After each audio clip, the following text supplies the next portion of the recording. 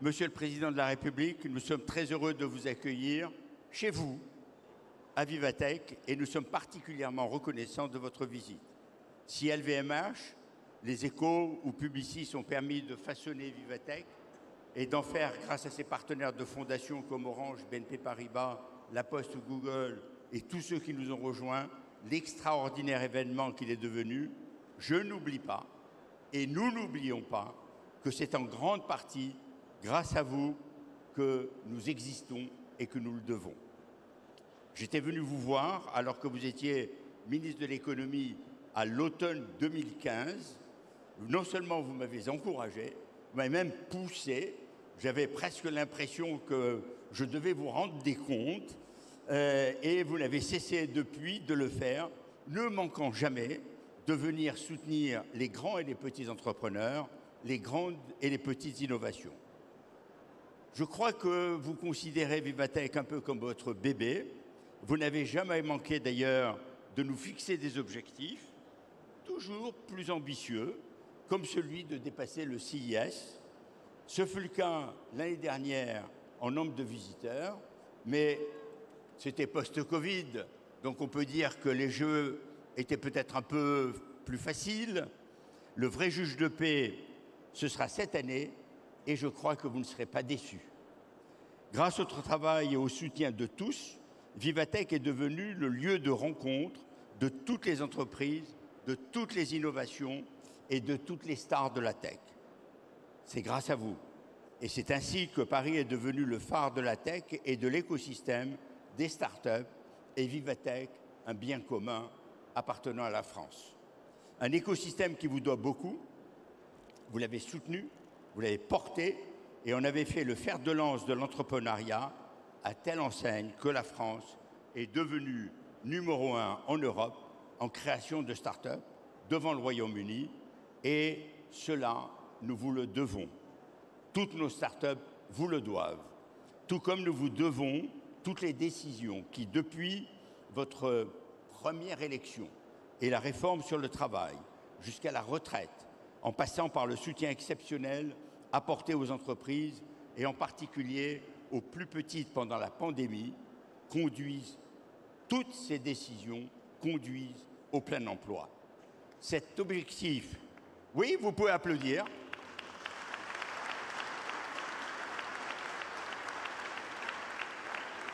Cet objectif qui semblait être une utopie est effectivement désormais à portée de main. Il ne m'appartient pas de rappeler ce que votre action a apporté à notre pays, mais le succès de Choose France et les records d'investissements étrangers témoignent plus que tous les mots de la confiance que vous avez acquise auprès de tous les grands investisseurs à l'échelle mondiale et du rayonnement de la France.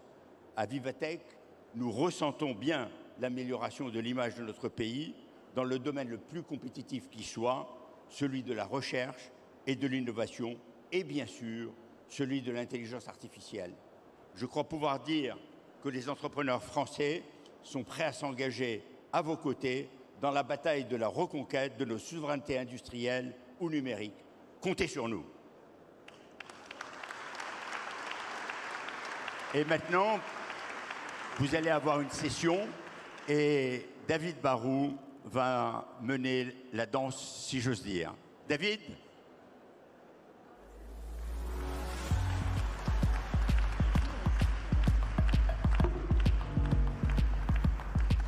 Bonjour à toutes et à tous. Monsieur le Président, asseyez-vous. Je vais demander aux 4 start-upers qui m'accompagnent, qui sont là pour vous passer sur le grill, de bien vouloir me rejoindre sur scène. Ce sont eux les stars de l'événement. Donc Tatiana Jama, Laurence Grand-Clément, et Gilles Ayer et Arthur Mensch, s'ils veulent bien me rejoindre. Merci Gilles. Prenez place. Je crois que le protocole veut que ce soit Tatiana qui soit assise juste à côté de vous. Voilà Tatiana qui arrive. Laurence peut rentrer directement. Et Arthur. Allez-y Laurence. Et Arthur. La règle du jeu n'a pas changé depuis la première édition de Vivatech. L'idée, c'est qu'on a un président qui est prêt à répondre à des questions qui ne sont pas posées par un journaliste, mais qui vont être posées par des start-upers qui sont le symbole de la réussite de la French Tech. Je vous les présente très rapidement pour qu'on puisse tout de suite rentrer dans le feu de l'action. Gilles, qui est juste à côté de moi, est le patron et un des fondateurs de Actronica. Alors j'avais tout préparé en anglais, mais finalement on le fait en français. Donc c'est une boîte de hardware, je ne sais pas comment on dit en français, qui travaille dans le monde de la réalité virtuelle et qui veut nous prouver que dans le monde de la réalité virtuelle, on a quand même besoin d'avoir la sensation du toucher, et qui donc a lancé une veste qui s'appelle Skinetic et qui permet de ressentir le sens du toucher dans un monde qui est virtuel. Juste à côté de lui, Tatiana, qui est aussi une start-upeuse en série, qui a revendu une de ses boîtes à Amazon il y a quelques années et qui, depuis 2018, a co-créé Sista, qui essaye de développer et d'aider les femmes dans l'écosystème des start-up. Il n'y a pas assez de femmes dans cet univers. Et elle a aussi lancé en octobre dernier un fonds de 100 millions. Juste à côté d'elle, Laurence Grand-Clément, qui a créé une entreprise de start-up qui s'appelle Anywhere, qui crée des stations d'hydrogène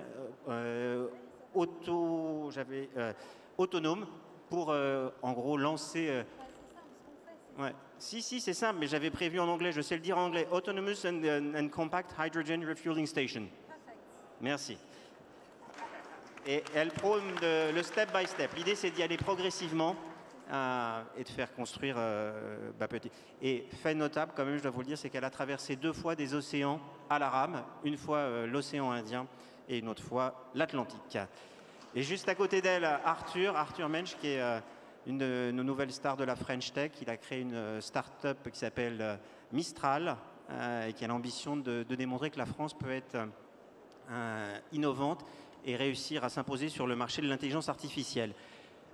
J'ai déjà trop parlé, je vais tout de suite du coup passer la parole à Arthur. L'idée, comme je le disais, c'est profitez-en, c'est d'interpeller le président, de poser une question plutôt sur votre thème de compétence. Donc Arthur, j'espère plutôt une question qui concerne le monde de l'intelligence artificielle. Et puis on va dérouler comme ça et en fonction du temps qu'il nous restera, on verra si on peut élargir un peu les débats. Arthur. Merci beaucoup pour l'invitation, Monsieur le Président. Les nouvelles méthodes d'intelligence artificielle s'apprêtent à révolutionner la productivité dans l'entreprise. Elles nécessitent des énormes investissements à la fois sur le plan matériel et logiciel. On ne peut pas se permettre en France et en Europe de dépendre trop de nos partenaires sur une technologie aussi importante. Alors j'ai une question et une remarque. La question, c'est comment la France et l'Europe envisagent de permettre l'émergence de champions européens. Et la deuxième, c'est que nous, on aimerait beaucoup faire émerger un champion européen. On a un sujet de régulation, on pense qu'il faut réguler, mais on pense qu'aujourd'hui, en l'état des discussions au Parlement européen, la régulation qui est faite a un risque fort de gêner l'innovation, et on aimerait savoir comment ça peut évoluer dans le bon sens. Monsieur le Président. Merci beaucoup. Vous m'offrez l'occasion de parler en effet d'un continent. Alors il y a 5 ans, on lançait la première stratégie justement intelligence artificielle qui avait été, qui reposait sur le rapport remis par Cédric Villani, et avec la décision, beaucoup avaient été, qui sont là d'ailleurs dans la salle, chercheurs, entrepreneurs, académiques, et on avait décidé l'investissement d'1,5 milliard d'euros. On a déployé ce plan et la France s'est positionnée. Alors si j'essaie d'être le plus direct possible et le plus lucide possible comme d'habitude, on est, je pense, en bonne position en Europe continentale. Quand je dis on, c'est nous tous collectivement. On est, je pense, leader en Europe continentale. On est un peu décroché par les Britanniques qui ont justement réussi à avoir eu quelques grands champions. En tout cas, ils sont un peu devant nous, mais ce n'est pas irrattrapable. Par contre, c'est clair que les États-Unis d'Amérique de très loin, et même la Chine, qui est quand même aujourd'hui un peu derrière les Américains, mais les 2 grands leaders vont beaucoup plus vite que nous Français et que nous Européens. Donc, pour moi, la priorité, et je touche vos 2 questions, puis après je vais essayer d'aborder les 2 points que vous avez évoqués, c'est vraiment de faire du en même temps pour le coup. C'est-à-dire qu'il faut faire en même temps de l'accélération pour la recherche, l'innovation et la création d'un écosystème très puissant, et participer à une régulation, mais dont le périmètre doit être le plus large possible. Et plus le périmètre est étroit, plus on crée en quelque sorte de la rigidité à l'innovation. Et au fond, le pire des scénarios, c'est une Europe qui investirait beaucoup moins que les États-Unis ou que les Chinois, qui n'arriverait pas à créer les grands champions, mais qui déciderait de commencer par la régulation. ce scénario est possible. Ça n'est pas celui que nous défendons et ça n'est pas celui que je soutiendrai. Il y a un autre scénario qui serait de dire on essaie de mener cette compétition mais on est trop décoordonné et on ne régule pas. Ce scénario serait aussi mauvais parce qu'on le voit aujourd'hui, beaucoup de peur qui naît surtout d'une partie des applications et plutôt de l'IA générative, mais on a besoin d'une régulation et ce débat existe dans le monde. Donc la question c'est comment, au fond, on se resynchronise et comment nous, on va beaucoup plus vite et beaucoup plus fort en européen pour investir et comment on crée un cadre qui permet de penser les débouchés de l'IA et ses conséquences sociétales, sociales et économiques et comment on crée un cadre de régulation intelligent. Pour moi, c'est ça les 3 piliers de la 2e génération du plan IA qu'on veut faire. Alors, premier point, donc, pour moi, la priorité, c'est comment on crée plus de champions, on consolide notre position, on innove davantage et on fait mieux. On va continuer à investir, beaucoup plus que ce qu'on a fait sur le premier plan, et je veux qu'on puisse avoir cette même stratégie qu'on décline ensuite au niveau européen. Je veux simplement en donner quelques axes ici devant vous. D'abord, on doit accélérer les formations. Plusieurs d'entre vous me l'ont dit, on a une chance dans cette bataille sur l'IA, c'est qu'on a en France plutôt les talents et les compétences fondamentales dont on a besoin. Vous en êtes une bonne illustration, pas vous qui allez me dire le contraire. On a des bons organismes de recherche, des bonnes universités. Simplement, on doit faire beaucoup plus. Et donc, il faut qu'on se donne comme objectif de doubler le nombre de formations, mais surtout de faire, et en même temps de faire émerger 5 à 10 IA clusters à hauteur de 500 millions d'euros pour avoir au moins parmi eux 2 à 3 références mondiales. Ce n'est pas moi qui l'ai sorti de ma poche, hein, c'est le fruit des concertations, du travail qui a été fait avec l'ensemble de l'écosystème pour être crédible. Donc il y a un premier enjeu sur ce 2e plan, au moins au niveau français, on voudrait le démultiplier au niveau européen, c'est la formation, les talents. 2 fois plus et en particulier au moins 2-3 pôles d'excellence. 2e sujet, c'est les capacités de calcul. C'est une énorme contrainte. On avait déjà investi dans le premier plan là-dessus. Vous m'avez tous, quand j'ai vu les principaux acteurs français édifiés avec les besoins en termes de calcul que vous aviez, et très clairement, on a un retard sur ce sujet. Et donc, on a une réponse de court terme et puis on va bâtir tous ensemble une réponse beaucoup plus forte encore de moyen terme. À court terme, qu'est-ce qu'on va faire? On va investir 50 millions pour quadrupler les capacités du supercalculateur Jean Zé. On a déjà investi 40 millions. C'est quelque chose qui nous permet d'être dans la partie, ce supercalculateur. On peut faire x4 à assez peu de frais. C'est 50 millions d'euros, mais compte tenu de la nature des investissements, ce n'est pas colossal. Ça, on le fait tout de suite, pour tout de suite monter très vite. Ensuite, on a le calculateur Exascale pour 2025, où on a investi 250 millions d'euros. L'Europe, et ça se décide, je crois, aujourd'hui, devrait normalement faire pareil. Donc, c'est 500 millions d'euros d'investissement. Et là, c'est déjà un changement de nature. Je parle sous votre contrôle. On commence à être plus compétitif. On peut aller un peu plus loin, mais... On peut aller plus loin encore, j'ai compris ça. Et donc, c'est ce qu'on va faire parce qu'on voit où sont les besoins. Et c'est clairement un élément pour avoir une infrastructure compétitive. Donc, on va bâtir tout de suite, avec l'ensemble des acteurs, l'identification des besoins. Et nous, on est tout à fait prêts à avoir gigacalculateur, de s'en donner les capacités. Ce qui veut dire derrière aussi travailler sur la question de l'énergie. Et on sait que c'est un des facteurs qui est dimensionnant en la matière. Ce qui est dimensionnant pour aller beaucoup plus vite, c'est évidemment les capacités de calcul. Pour aller beaucoup plus vite et beaucoup plus fort, c'est d'avoir les capacités technologiques pour ensuite les faire, de mettre le bon montant et de fournir l'énergie qui va avec au coût le plus compétitif et de la manière la plus décarbonée possible. Et là, on a quand même un avantage avec le nucléaire et un écosystème là aussi et des choix qu'on a faits qui sont bons. Et je le dis par rapport à beaucoup d'autres en Europe, c'est moins facile de le faire quand on rouvre des usines à charbon. Et donc, il faut y aller et il faut foncer. Et ça, on va le construire avec vous sur les financements, sur la crédibilité, la décarbonation.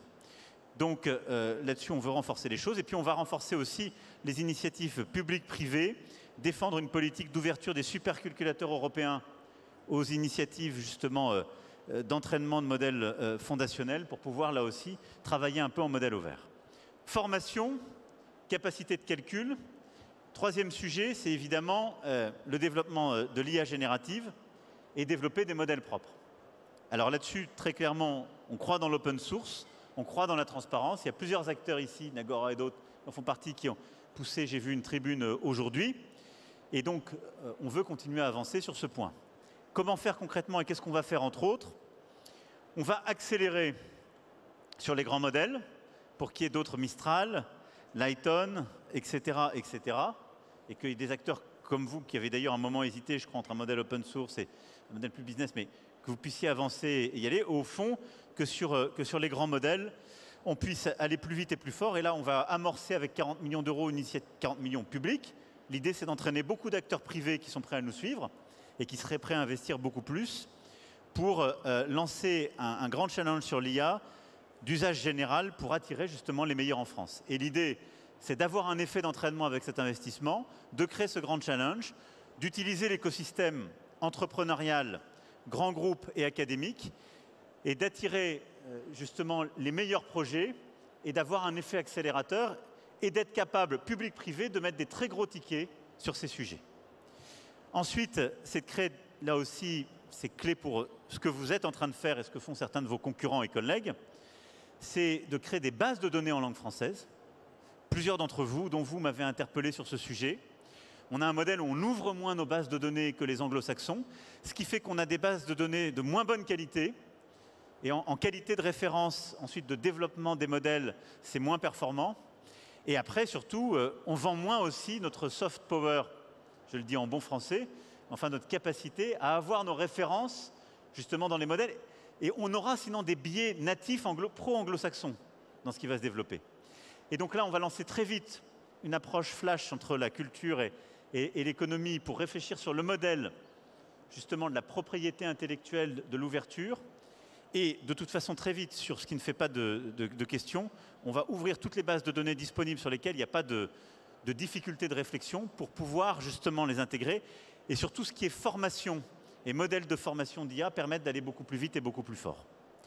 Et puis, on va soutenir aussi les acteurs les plus émergents avec un fonds d'amorçage de 50 millions d'euros opéré par BPI France, qui sera justement à destination de cet écosystème pour pouvoir avancer. Ça, c'est pour moi la première grande catégorie.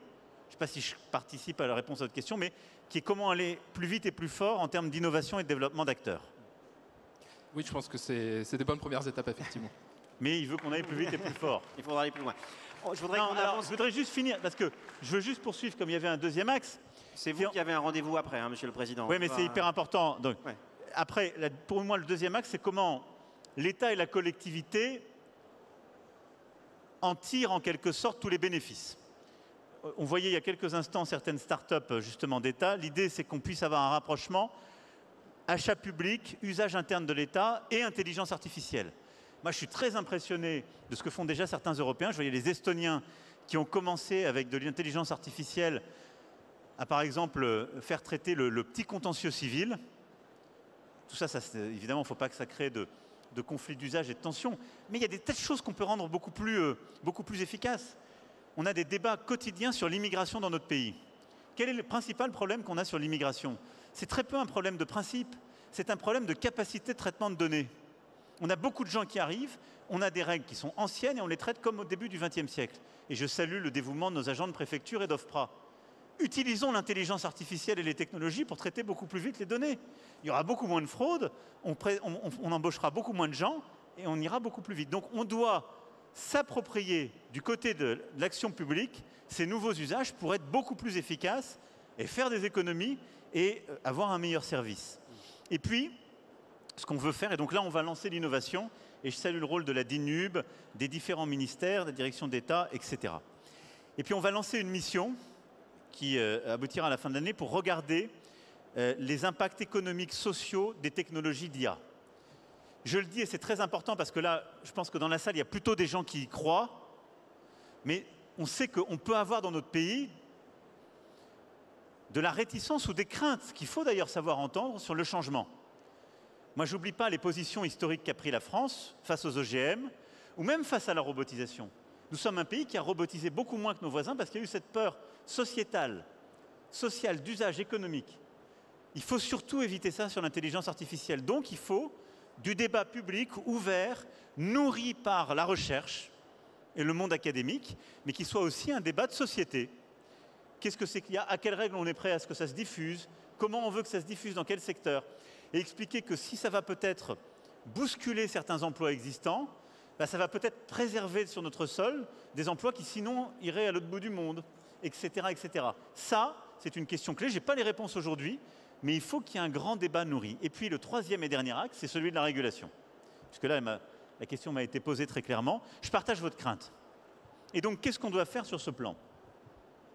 On doit d'abord réfléchir avec les acteurs, les académiques. Nous, on a créé, vous le savez peut-être, ces Global Tech Thinkers qu'on fait venir à Paris autour du Forum de Paris sur la paix au mois de novembre. On a, je crois, les meilleurs académiques et talents industriels, ou parmi les meilleurs, sur tous ces sujets.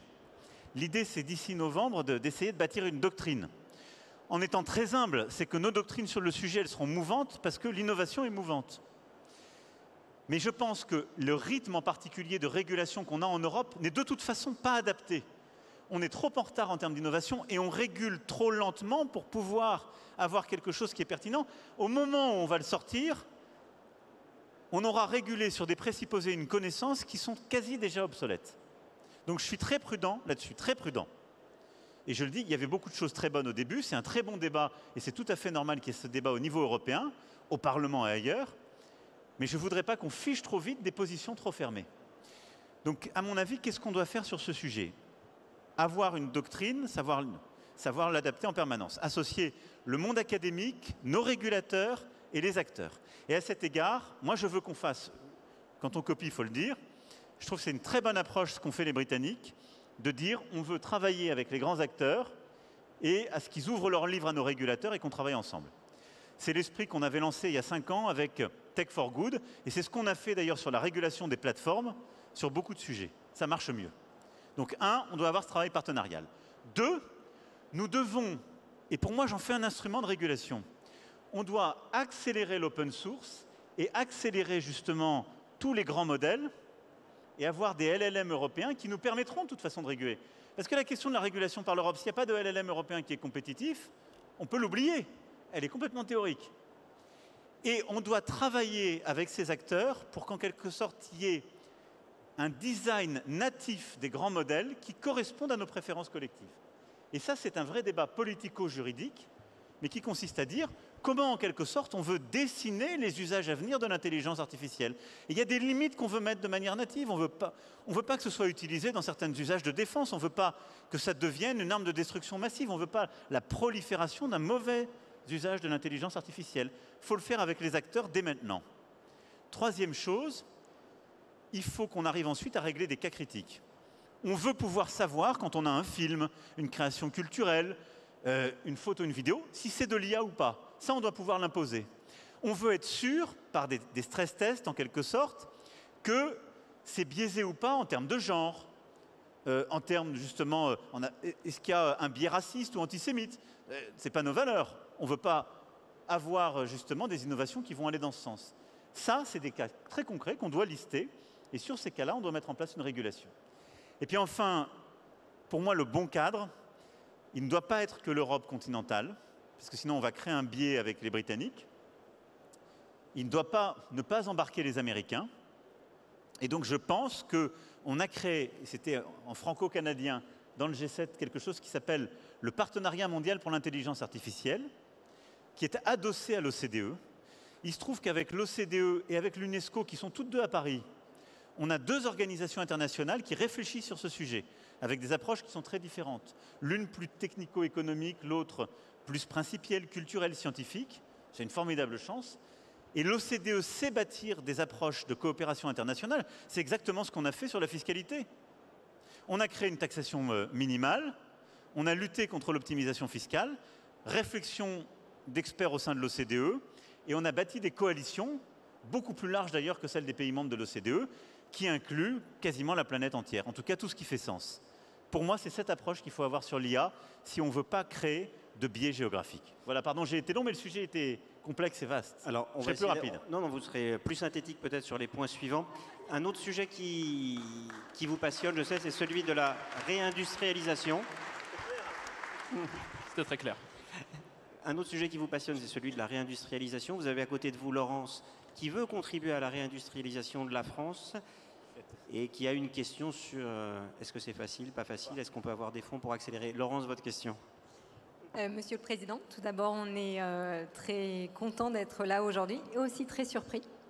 Donc, on est fabricant de stations hydrogène compactes, petites et autonomes qui produisent leur hydrogène pour pouvoir accélérer le déploiement de la mobilité hydrogène qui, comme on le sait, est un vecteur de décarbonation. Et on pense que c'est une solution pour faire face à la stagnation de ce déploiement de mobilité hydrogène qu'on observe aujourd'hui et face à l'arrivée des véhicules.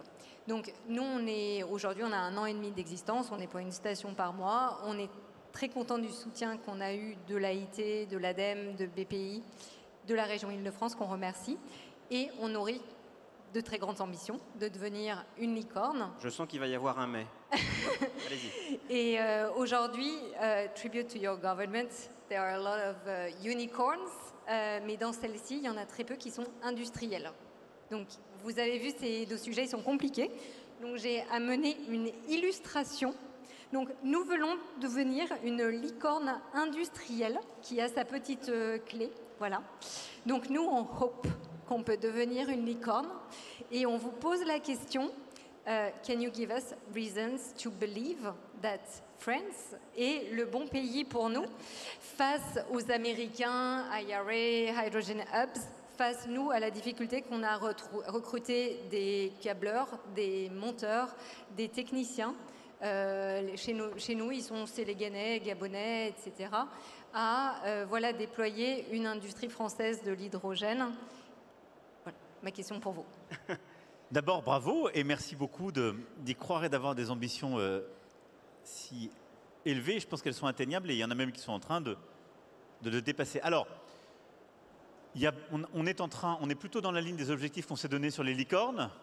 On sait que ce n'est pas simplement maintenant l'objectif, on veut encore plus gros.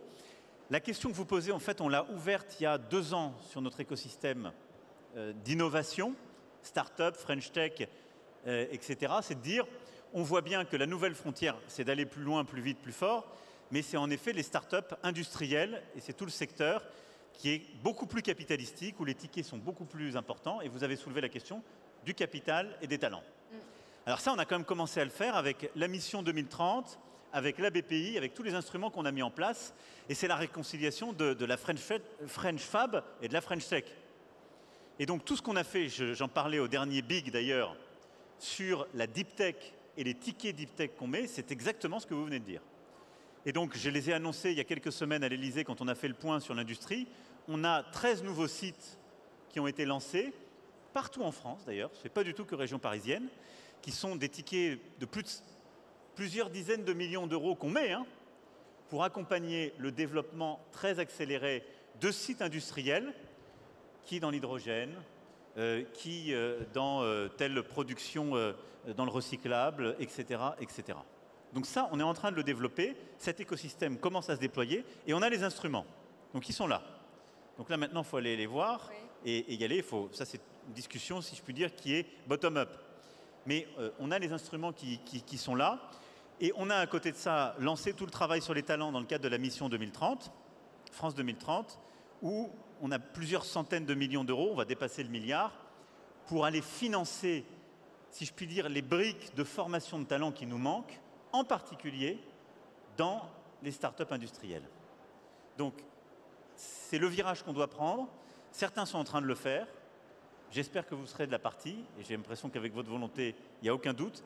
Mais là, on a créé ces instruments. Maintenant, ce qu'on a voulu faire, c'est pour accélérer et permettre à des startups comme la vôtre d'avoir un effet accélérateur spécifique et en fond multifactoriel. Parce que ce que je suis en train de dire, dans les cas que je cite, on aura cette année, je parle sous le contrôle de Nicolas, une cinquantaine, Nicolas Jean-Noël, on aura une cinquantaine de projets Deep Tech qui seront financés avec des usines de startups qui sortiront.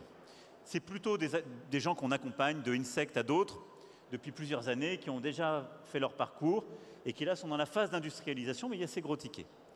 On veut essayer de faire gagner du temps et des étapes à des acteurs comme vous. Donc en plus de ce qu'on a fait avec Mission France 2030, en plus de ce qu'on a fait avec la BPI et les tickets Deep Tech, et France 2030 sur les 50 milliards que j'annonçais à l'automne 2021, on a déjà 18 milliards quasiment d'engagés, pour vous dire que ça va très vite et très fort, partout sur le territoire, partout et dans tous les domaines. Donc on accompagne très fort et on a déjà créé plusieurs dizaines de milliers d'emplois. Et c'est 2800 projets qui sont sortis. Ce qu'on va faire, et c'est ce que j'annonce aujourd'hui, c'est qu'on va aller chercher les startups de notre grande maison French Tech pour leur permettre d'avoir un coup de booster et d'accélération. Et en quelque sorte, contrairement à l'approche qu'on avait eue quand on avait fait le Next 40, le FT 120 ou autre, qui était une approche, pardon de ces anglicismes, mais très bottom-up, où on regardait qui faisait les plus grandes levées, qui réussissait, on les aidait à aller plus vite. Là, on a une approche très sélective. On a dit, on a des priorités sectorielles dans la mission France 2030. L'hydrogène en fait partie. Et donc, sur nos priorités, on fait, et c'est le travail qu'a fait la mission France 2030, et je remercie Bruno Bonnel et ses équipes, avec la French Tech, eh bien, on crée et on labellise des entreprises qu'on a identifiées. Et donc aujourd'hui, je peux vous dire qu'on a 125 lauréats du programme French Tech 2030 qui sont autant d'acteurs de pointe dans des domaines de France 2030 qu'on a identifiés, dont le vôtre, je dirai juste après, et qui vont bénéficier d'un accompagnement spécifique de l'État, c'est-à-dire de financements extrêmement importants, d'accompagnement de croissance, et qui peuvent être d'ailleurs, ça va au-delà du financement, c'est vraiment de l'accompagnement dans leur parcours, de la capacité à trouver de nouveaux marchés. C'est un système extrêmement large qui s'inspire d'ailleurs de ce qu'on a développé là aussi avec BPI, SGPI et autres ces dernières années. Ces entreprises, ces 125 lauréats sont dans la France entière. Ils nous aident d'ailleurs à commencer à un peu mieux féminiser l'écosystème parce qu'il y a quasiment un tiers de femmes qui sont dirigeantes. Parce que je suis très heureux de vous avoir les deux à mes côtés, ce n'est pas à vous que je le dirai. Mais l'écosystème n'est pas encore assez féminisé. Et un tiers, malgré tout, les gens qui m'ont présenté m'ont dit c'est super, on a réussi. Il se trouve que dans le pays, on est plutôt à parité. Donc on n'est quand même pas au bon niveau de représentation, mais c'est mieux que le reste de l'écosystème. Et l'idée, c'est de faire des leaders technologiques pour aller sur de la techno de rupture qu'on industrialise. Donc voilà comment on répond aux défis que vous me posez pour faire des licornes. Pour faire des licornes, il faudra aussi du financement privé pour accompagner. Exactement. Tatiana, qui est à la fois défend la cause des femmes au sein des startups, mais qui défend aussi tout ce qui concerne le financement, avait une question sur ce point. Merci.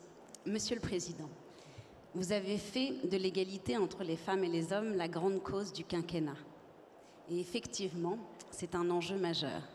Sur les 10 dernières années, la part totale des fonds levés par des femmes entrepreneurs est de 2%. 2%. En parallèle, près de 2/3 des fonds levés par des startups en Europe le sont auprès de fonds américains. Il y a quelques années, ils investissaient beaucoup dans ce qu'on appelle le growth à partir de la série C. Et aujourd'hui, ils investissent de plus en plus tôt dans ce qu'on appelle l'early stage. Ils ont donc une emprise plus importante sur notre économie. Cette attractivité est une excellente nouvelle et en même temps, si j'ose dire, ça pose un certain nombre de questions sur notre indépendance et notre souveraineté. Alors j'ai 2 questions en une. La première, comment est-ce que vous allez faire pour que notre tech soit financée massivement par des fonds français et européens, et ça à toutes les étapes de croissance des entreprises, de l'early au growth, et comment faire pour que les fonds, mais aussi les LP, investissent de l'argent dans les femmes entrepreneurs. De l'argent et de l'argent pour les femmes. Non, alors, d'abord, l'écosystème, mais je dirais que il n'y a aucune fatalité, c'est multifactoriel le fait qu'il n'y a pas assez de parité, pas assez de diversité. Et si je puis dire, le paradoxe, c'est que l'écosystème qui est le plus innovant de France traduit de manière encore plus exorbitante ce qui est une caractéristique de notre monde économique en général. Parce que ce que je vous dis là, c'est une des faiblesses qu'on essaie de corriger, mais c'est encore plus fort dans le secteur. C'est multifactoriel. Et ça a été au fait qu'il y a eu d'abord des effets de convergence contre lesquels d'ailleurs vous avez très bien lutté. Et je pense que remettre de la transparence dans le secteur, ce que vous avez fait avec Sista, ce qu'on va faire avec l'initiative de vendredi ici même, ça fait partie des choses très importantes et la Première ministre sera avec vous sur ce sujet en particulier, ce qui montre toute notre sensibilité et le ministre qui est ô combien attaché. Mais ensuite, c'est aussi le fait que dans beaucoup de secteurs qui sont clés et qui nourrissent l'écosystème de la tech, on n'a déjà pas suffisamment de féminisation. dans le monde des ingénieurs, dans le monde de la science aussi plus largement. Et donc ça, c'est tout le travail qu'on est en train de faire aussi avec la ministre, les ministres sur ce sujet. Et il y a des biais d'orientation de notre propre système. Il y a aussi des biais culturels qui créent de l'autocensure, contre lesquels il faut lutter. C'est pour ça qu'en parler, mettre en avant des exemples de chercheuses, d'ingénieurs, eux, et d'entrepreneuses comme vous l'êtes, et qui montrent que ça bouge, c'est une façon de le pivoter. Donc ça, je pense que c'est la transformation qu'on fait de l'écosystème. Il ne faut pas lâcher, il faut continuer d'avancer, d'accélérer, et il faut ainsi sensibiliser. Et moi, je pense que dans les critères de responsabilité sociale des fonds, il faut leur demander des comptes là-dessus. Il faut leur demander quel est le taux de féminisation aussi de leurs entreprises et des dirigeants et dirigeantes d'entreprises. Non pas pour en faire d'abord des éléments qui sont bloquants, mais des éléments qu'on valorise. Ensuite, vous avez tout à fait raison sur les chiffres que vous indiquez. Maintenant, on a massivement augmenté le financement français, massivement augmenté le financement européen, massivement augmenté le financement anglo-saxon et asiatique. Donc en fait, ce qu'on a fait collectivement ces dernières années, c'est super. Simplement, on a une limite et on ne peut pas juste ne pas vouloir, nous, être dilués parce qu'on ne va pas assez vite dans l'écosystème français. Donc l'attractivité en termes de financement est une chance. Et si nous n'avions rien fait en termes de l'early au growth stage, je pourrais vous dire que je suis inquiet, mais on a aussi beaucoup fait, ce qui fait que je ne vois pas l'attractivité comme un ennemi de notre souveraineté, bien au contraire. Mais comment on fait pour qu'il y ait plus de financement français? Alors, c'est le point. Il faut intensifier ce qu'on a fait ces dernières années. D'abord, il faut aider les entrepreneurs à réussir à accroître, à pouvoir vendre et céder une partie de leur capital pour devenir eux-mêmes les business angels et eux-mêmes les contributeurs de fonds. Parce que c'est simple, s'il n'y a pas, et pardon de dire ce truisme, mais pendant des décennies dans notre pays, on a aimé l'industrie et on a déploré la perte de souveraineté en détestant les gens qui réussissent et qui font de l'argent. On a encore des débats qui naissent aujourd'hui. Ça ne marche pas. S'il n'y a pas des gens qui réussissent et qui gagnent beaucoup d'argent pour le réinvestir, on déplorera éternellement le fait qu'il y ait beaucoup d'argent qui viennent investir dans nos entreprises et qui n'est pas français. C'est une réalité. Donc je sais qu'on m'a qualifié de tous les noms, mais je ne céderai pas là-dessus. Moi, je ne suis pas pour la rente, mais je suis pour la réussite qui réinvestit dans l'économie. Donc, on a une génération de serial entrepreneurs, Maurice en est un formidable exemple, qui réinvestissent dans l'écosystème français, mais on n'en avait pas assez. Je crois que depuis 2017, avec la taxation forfaitaire, avec les mesures fiscales qu'on a prises, avec les simplifications, avec l'accélération de l'écosystème de start-up, on crée un potentiel de business angel et de réinvestisseurs formidable. Et on le voit déjà. On a pardon de vous prendre à partie. Vous êtes le parfait exemple de ça. Parfait exemple. Donc déjà, on est en train de le changer. Faut le temps. On a 1 à 2 générations de retard par rapport aux anglo-saxons. Ils l'ont fait beaucoup plus tôt. Mais il ne faut pas casser cette dynamique en voulant brider en quelque sorte nos entrepreneurs quand ils sont prêts à réinvestir dans l'écosystème français. Règle numéro 1. 2, nous on a un problème. C'est que notre problème, c'est que le cœur de notre épargne, en France et en Europe continentale, il est dans l'assurance vie et il est dans des intermédiaires. Là où dans les économies anglo-saxonnes, les 2/3 aux 3/4 de l'économie est financée par les marchés de capitaux, en Europe continentale, les 2/3 sont financés par des intermédiaires de marché que sont les banques et les assurances. Et après la crise financière de 2008, on a surrégulé ces acteurs et devinez quoi? On leur a mis des règles qui les empêchent, en tout cas les brident, dans le financement de fonds propres. Donc on a fait l'inverse de ce qu'on doit. Alors est-ce qu'on peut revenir en arrière? Non, parce qu'il y a eu des excès, parce qu'il y a une limite de risque. Donc qu'est-ce qu'on a fait? D'abord, nous on pousse pour que l'épargne de nos compatriotes puisse continuer de s'investir en direct, aille vers du financement action, aille vers des fonds d'investissement, vers des acteurs d'asset management qui sont faits pour ça. Mais on a proposé, ça a été tout le travail fait par le professeur Tibi, de réorienter l'argent qu'il y a dans les investisseurs institutionnels pour aller dans des véhicules plus adaptés et avoir un effet démultiplicateur. C'est les fonds Tibi 1. On a mobilisé 6 milliards d'euros des investisseurs institutionnels. Ça nous a permis de mobiliser 30 milliards d'euros d'investissements qui sont allés dans des fonds sectoriels et qui, dans le healthcare et la bio, dans justement l'énergie, dans l'hydrogène. Là, ça, c'est Tibi 1. Ce que les gens veulent maintenant, c'est un Tibi 2. Et donc, on s'est mobilisé et on est dans un univers aujourd'hui qui est très hostile. Mauvais, vous le savez tous, c'est beaucoup plus difficile de faire des levées, ça se contracte. Et donc, je veux ici vous annoncer, la troisième annonce après l'intelligence artificielle et les 125 lauréats de French Tech 2030.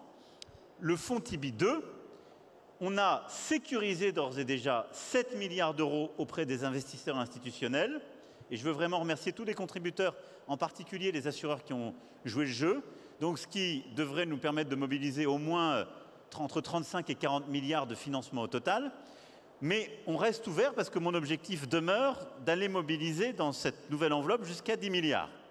On a des engagements un peu au-dessus de 7. On a, au moment où je vous parle, d'ores et déjà 7 milliards d'euros de financement sécurisé. Le temps file. Et donc, juste, je vais finir parce qu'il y a deux choses. Il est sécurisé, on lance le Tibi 2, donc on va lancer maintenant avec vous tous une génération de fonds Tibi 2. Il faut continuer dans les secteurs les plus capitalistiques et en particulier, on va créer des fonds Tibi 2 dans la deep tech, l'énergie, pour des projets comme le vôtre. Et pour financer des projets comme le vôtre, parce qu'ils sont très capitalistiques et gourmands et il faut aller vite, comme on a su le faire avec les fonds Tibi 1 dans le healthcare. Et puis, je voudrais juste finir avec ça, on a besoin pour continuer d'aller vite, d'encourager les investisseurs et les entrepreneurs à aller plus vite et plus fort et lever des contraintes fiscales. Ce matin, Paul Midi, et je remercie Monsieur le député, a remis son rapport au gouvernement en la matière. Il y a beaucoup de propositions, mais je pense en particulier que la refonte du dispositif fiscalo-social qui est bien connu des JEI, des jeunes entreprises innovantes, qui consiste au fond à en faire 2 fois plus et à déplafonner, est une très bonne proposition qu'il faut qu'on retienne, parce qu'elle va permettre d'aller là aussi beaucoup plus vite et de décoller beaucoup plus fort. Et plus largement, toutes ces propositions de refonte de dispositifs fiscaux, d'investissement dans les entreprises innovantes et qui, pour justement le early stage, permet à des fonds, des business angels d'être encore plus encouragés, est absolument clé et permet de répondre à ce point-là. Donc oui, on a déjà amélioré l'écosystème français, mais on doit encore l'accélérer et le développer. Tatiana, je vais laisser Gilles poser sa question, sinon il n'aura même pas le temps de poser sa question. Tibi 2 était essentiellement sur le gros Tibi, enfin Tibi 1 était essentiellement sur le gros, Tibi 2 sera aussi sur l'early stage. Alors, sur le early stage, une partie des propositions du rapport Midi va vous permettre d'avoir des encouragements fiscalo-sociaux qui permettent de le faire. On veut développer des mécanismes avec BPI pour faire du co-investissement sur le early stage aussi, parce qu'on n'en a pas assez. Et dans ce moment où on a un assèchement un peu de l'écosystème, partout où on veut faire, Nicolas Dufour me le disait encore, du co-investissement dans beaucoup de secteurs, on a du co-investissement BPI avec BPI. C'est quand même un problème. Et donc, on va créer des mécanismes pour sur l'early stage là aussi l'avoir. Et oui, on va aussi aller chercher de l'early stage avec. Gilles, qui a une boîte qui est effectivement à la fois industrielle et très innovante aussi, voulais vous poser une question sur la difficulté parfois aussi de fabriquer en France. Absolument. Monsieur le Président, je vais vous emmener dans le virtuel. Nous faisons du toucher. En fait, c'est le troisième sens que vous avez quand vous êtes immergé. Donc, nous travaillons dans les technologies immersives. Nous sommes utilisés par des verticaux où la France excelle, la défense, le luxe, le design. Et aujourd'hui, nous produisons à l'étranger, ce qui me chagrine très fortement. Donc ma question est celle, comment est-ce que la France peut-elle protéger les avancées très importantes que certaines de ces industries ont, de ces start-up, au jour d'aujourd'hui et dans notre contexte? Parce qu'on a une problématique de temps, d'argent, de difficultés d'exécution. Très concrètement, pourquoi vous êtes allé produire à l'étranger? Monsieur le Président. Parce que, justement, c'est une très bonne question. Parce qu'en fait, en France, on trouvait dans ces savoir-faire peu d'entreprises qui pouvaient répondre à nos besoins. Aujourd'hui, le hardware, à un prix correct, en Chine, on a un problème assez important de disparition de compétences. Mais lesquelles, très concrètement pour vous? L'électronique, je vais vous parler même du textile. Le textile, pour en faire très rapidement, a un coût compétitif qui puisse nous permettre de revendre a été un problème assez important pour arriver justement à ne pas se faire copier, à arriver rapidement à nos objectifs.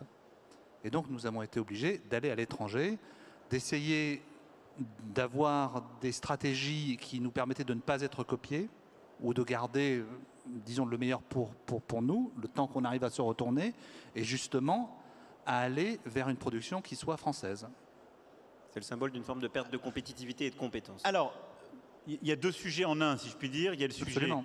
de l'industrialisation et de notre compétitivité, et il y a le sujet sur les industries culturelles et créatives et le métavers de réussir à sécuriser de la souveraineté. Et je les séparerai parce que, tel que vous le posez, il y a les deux problématiques. La première question, c'est l'histoire de 3 décennies de désindustrialisation dans notre pays. Comment on y répond? On y répond par les réformes macroéconomiques qu'on a fait et le fait qu'on est en train de retourner le pays en termes de réindustrialisation. Là où on avait fait disparaître entre 2008 et 2016 600 entreprises industrielles, on en a déjà recréé 300. En net. Là où on avait détruit 1 million d'emplois industriels depuis le début du siècle, on a recréé 1 700 000 emplois. Et environ, on ne sera pas loin des 100 000 emplois industriels depuis 5 ans. Donc il n'y a pas de fatalité. Simplement, comment on doit faire? On doit réussir à réconcilier notre sujet des coûts de facteurs de production, on doit être compétitif sur énergie, travail et capital. Capital, on s'est réaligné. Travaillons-les si on a un certain niveau de qualité. Et on doit réussir à faire innover par la décarbonation. Les textiles dont vous parlez, on a des stratégies de relocalisation, mais ça suppose de repenser un peu le modèle et la chaîne. J'étais hier chez Malex dans une entreprise en Ardèche, formidable, qui fait des chaussures. Elle est en train de le développer avec des partenaires. Plus personne pensait qu'on pouvait refaire des chaussures enfants. Comment ils font? Ils ont simplement retourné une entreprise qui faisait du textile et ils ont fait un textile plus intelligent, plus complexe. Et en le travaillant, il y a 3 coutures dans une chaussure. Je le dis très mal parce que je suis un ignare complet dans le secteur. Le patron le dit, c'est un type formidable, c'est près d'Annonay. C'est le parfait exemple. Et il me dit, on était plus compétitif. Et toute cette vallée de la Drôme qui avait perdu ses entreprises de chaussures, elle est en train, on rouvre 2 lignes avec France 2030, où on va faire des chaussures de sport avec des partenariats Salomon, Babola, Millet, grands acteurs du secteur qui vont revenir les produire en France parce que vous avez quelqu'un qui a retravaillé le textile différemment. Textile intelligent, collage, nouvelles matières, beaucoup plus décarboné et en produit. J'étais le matin dans une entreprise qui fait des produits pharmaceutiques, du fill and finish. On avait totalement désindustrialisé la même entreprise à Guétan. Fermé une ligne de production dans cette même ville, Champagne, en Ardèche, il y a 20 ans. Faisait du plasma à l'époque, je crois, des poches. C'était plus compétitif. Elle allait en Chine, comme les gens de votre secteur faisaient comme vous. Elle revient, pourquoi? Parce que le conditionnement est différent, on fait des seringues, c'est plus technologique. On l'a financé avec France 2030, elle rouvre. On a déjà créé 50 emplois, on va en recréer d'autres, mais surtout on sécurise. Pourquoi? Parce qu'on a raisonné chaîne de valeur, on a dit on veut sécuriser. Après le Covid, on ne veut plus dépendre. On a des chaînes critiques, des médicaments critiques, on est prêt à investir, on resécurise. Les acteurs repensent la chaîne, on relocalise de l'emploi, on décarbone ce faisant, parce que je peux vous dire qu'on réduit par 10 les déchets. Votre secteur doit raisonner avec nous pour réindustrialiser. Et on a mis en place tous les guichets pour ce faire et permettre de relocaliser les intrants dont vous avez besoin. On ne va pas tout reproduire. Il y a une partie de vos composants qui seront toujours faits à l'autre bout du monde. Il faut vous aider à diversifier, mais on peut relocaliser une partie. Ça, c'est la réponse industrielle. C'est le cœur de notre stratégie. C'est décisif, mais on a toutes les raisons d'y croire parce qu'à chaque fois qu'on remet de la valeur ajoutée, qu'on raisonne en chaîne de valeur, on y va. Time out, dit le timer. Donc juste pour la deuxième question. Non, mais juste un point clé, et c'est la parfaite illustration, c'est exactement ce qu'on veut faire en termes d'industrie culturelle et créative, et en particulier de métavers. Moi, je suis convaincu, et je le plaide depuis 6 ans, notre culture est un trésor immatériel. C'est ce qui nous fait vivre, c'est ce qui donne du sens à notre vie. Mais c'est aussi un formidable levier d'attractivité du territoire, de développement de création d'emplois et d'expérience, d'exportation et d'écosystèmes de métiers et d'innovation. Et les industries culturelles et créatives, elles vont des métiers d'art et de savoir-faire ancestraux qu'on va exporter de mieux en mieux. Et on vient de lancer un plan, la ministre avec sa collègue Bercy l'ont fait il y a quelques jours, pour aider ces métiers, mais ce sont des trésors humains, jusqu'au métavers et aux technologies immersives que vous développez. On a les plus beaux musées du monde, on est le pays de la culture, on a tout pour réussir. Il faut maintenant l'imbriquer. Et donc c'est pour ça qu'on va lancer un appel à projet, je l'annonce et je l'officialise aujourd'hui, ça fait partie de France 2030, et donc pour la culture immersive et le métavers, qui va permettre d'investir 200 millions d'euros, 150 millions d'euros justement sur les pratiques de culture immersive et de métavers, 50 millions d'euros pour les briques technologiques. Et l'idée autour de cet appel à projet que va piloter avec les ministères et l'ensemble des acteurs France 2030, c'est de dire sur quoi on veut garder des briques de chaîne de valeur. Et c'est d'avoir une approche en termes de culture et de souveraineté. Un de ceux qui a été très innovant et avant-gardiste sur ce sujet est par exemple Jean-Michel Jarre, qui très tôt a fait des concerts sur métavers, il est venu d'ailleurs en faire un à l'Élysée, et qui très tôt a réfléchi, je pense que l'innovateur culturel qu'il est l'a poussé à cela, en se disant « mais moi je ne veux pas demain me retrouver à faire des concerts métavers, dans le métavers, où toutes les briques technologiques et toute la valeur sera capturée par des acteurs chinois ou anglo-saxons, et qui d'un seul coup m'expliqueront que je n'ai plus de droits, ou régiront en quelque sorte mes concerts, mes prestations culturelles, ce que j'invente, ce que je fais, sans respecter les règles de mon pays ou celles auxquelles je crois. C'est ça ce qui est en jeu. Si on laisse se développer des technologies immersives et tout ce qui va avec le métavers, et donc une nouvelle expérience d'accéder à la culture, aux grands monuments, aux sites archéologiques, à des concerts, de créer des nouvelles interactions culturelles, de réinventer les lieux et nos usages du monde. Si on laisse les briques de valeur technologique être développées par des non-français, des non-européens, on prend le risque de ne plus avoir le luxe de Beaumarchais ou de Malraux, c'est-à-dire d'inventer le droit d'auteur. Et de complètement déposséder nos artistes parce qu'ils seront dépendants d'un univers technologique qui n'est plus du tout le nôtre. Mais surtout, on perd une occasion d'avoir des champions comme vous qui se développent sur ce sujet, qui développent des technologies en hardware, en software, ou en usage et en déploiement. Donc cet appel à projet va être un début de réponse pour aider des acteurs comme vous à aller beaucoup plus vite et beaucoup plus fort. Mais ce qu'il faut qu'on ait collectivement, c'est une approche stratégique qui est de se dire, dans la chaîne de valeur, qu'est-ce qu'on doit sécuriser en français ou en européen? Et qu'est-ce qu'on doit faire nous, parfois tout seul, ou qu'est-ce qu'on veut faire avec des partenaires allemands, même non européens, britanniques, pour justement développer cette stratégie de souveraineté. Donc voilà comment on va faire sur les industries culturelles et créatives et le métavers à travers justement cet appel à projet, ce nouveau programme Culture immersive et métavers qui est à mes yeux un point absolument clé. Monsieur le Président, merci. Je vais vous laisser filer et je vous donne rendez-vous l'année prochaine. Alors merci beaucoup. D'abord, on reviendra vers chacune et chacun d'entre vous parce que je ne voulais pas donner des informations privées, mais il y a aussi quelques éléments plus particuliers sur vos entreprises que je voulais que vous puissiez connaître, donc vous les aurez juste après. Ensuite, je voulais juste en concluant vous dire, beaucoup des entreprises du secteur vivent un moment qui est un peu plus difficile qu'il y a 1 ou 2 ans, c'est clair. Parce que le contexte est plus dur à tous égards. C'est dans ces moments-là qu'il faut tenir. C'est dans ces moments-là qu'il faut tenir, redoubler d'énergie, de capacité à innover, parce qu'au fond, les crises nous obligent à raisonner sous contrainte. Mais les entrepreneuses et les entrepreneurs, comme les grands chercheurs, chercheuses, sont faits pour ça. Et c'est dans ces moments-là qu'on fait la différence. Et donc on a eu une phase, quelques années d'expansion formidable. La phase dans laquelle on rentre est une phase qui va tester notre capacité à nous réinventer, parfois à résister, à savoir concentrer nos efforts. Elle est tout aussi importante et nous avons les moyens de réussir. Et je le dis en rendant hommage à cette 7e édition de Vivatech, vous avez réussi quelque chose de formidable. Et merci à Maurice, à toutes les équipes et aux partenaires. Il y a en effet, j'avais dit, moi j'ai fait 2 ans, c'était un autre temps. J'étais le premier ministre français à aller au CES à Las Vegas. En venant, après la 2e fois, j'ai dit à quelques-uns, pourquoi je suis obligé d'aller aussi loin sur ces sujets? Vous ne pouvez pas faire quelque chose en Europe. Il y avait des forums qui existaient. Vous avez fait quelque chose de formidable qui s'est appuyé sur la vitalité de l'écosystème français, mais ouvert. L'Afrique est là, l'Asie est là, les Amériques, c'est formidable. Le Pacifique aussi. L'heure de déambulation, l'heure et demie, a montré tous les continents.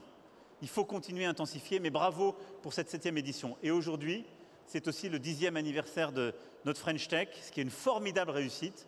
Et donc je voulais vous féliciter tous et toutes. On est à un moment de croissance qui n'est pas sans défi. On a tout pour le relever et le gagner.